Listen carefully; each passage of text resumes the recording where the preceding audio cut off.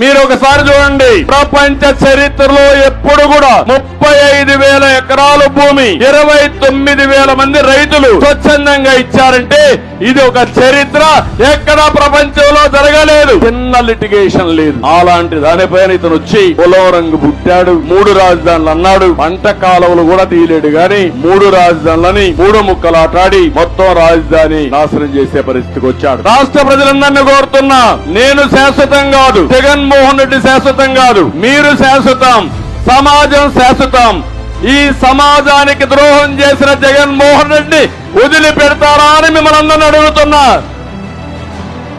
అది నా బాధ, ఆవేదన. ఒక అమరావతి కొన్ని లక్షల మందికి ఉపాధి కల్పిస్తుంది, పేదవాడికి ఉద్యోగాలు గాని ఉపాధి అవకాశాలు కల్పిస్తుంది. ఈరోజు హైదరాబాద్ ఉంది, ఆ రోజు కూడా చాలా మంది అపోజ్ చేశారు, కానీ అభివృద్ధి చేశాం. ఈ రోజు దేశంలోనే ఎక్కువ తలసరి ఆదాయం వచ్చే రాష్ట్రం ఏదంటే తెలంగాణ రాష్ట్రం. దానికి కారణం ఆ రోజు మనం వేసిన ఫౌండేషన్ సైబరాబాద్ నగరం అని చెప్పి కూడా నేను మీకు తెలియజేస్తున్నా. ఈ రోజు మీరు చూస్తే మీరు ఒక్కసారి ఇక్కడే ఉన్నారు, అమరావతికి వెళితే బిల్డింగ్లన్నీ కట్టాం, అసెంబ్లీ అక్కడే జరిగిన ఏర్పాటు చేశాం, సెక్రటరియట్ కట్టాం, హైకోర్టు కట్టాం. అన్ని కడితే కావాలని చెప్పి ఈ రోజు మొత్తం విధ్వంసం చేసే పరిస్థితికి వచ్చాడు.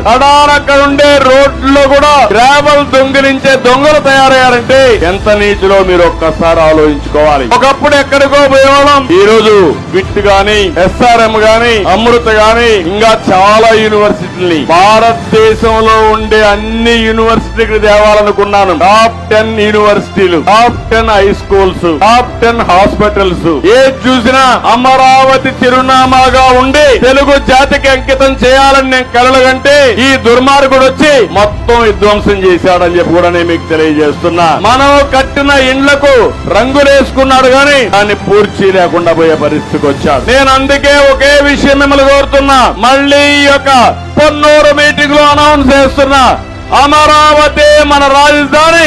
72 రోజుల తర్వాత అమరావతికి పూర్వ వైభవం వస్తుంది. ఇది దేవతల రాజధాని. ఇలాంటి సైకోలు వచ్చి రాజధాని ఏమీ చెయ్యలేరు.